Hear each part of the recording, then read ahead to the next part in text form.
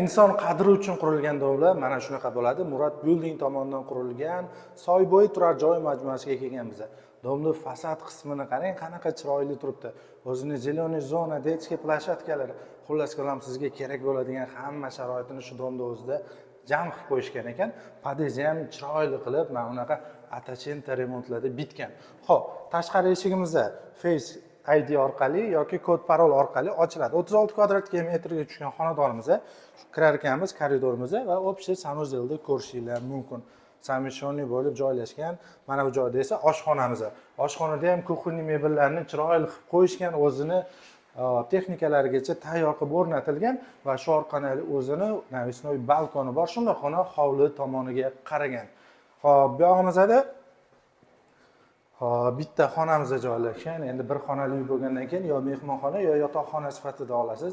Aynan o'zini sevuvchi mijozlarimiz uchun juda ham zo'r variant.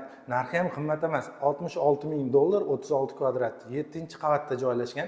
Agar sizga qiziq bo'ladigan bo'lsa, mana bu joyda nomer qoldiraman. Batafsil ma'lumot olsanglar bo'ladi.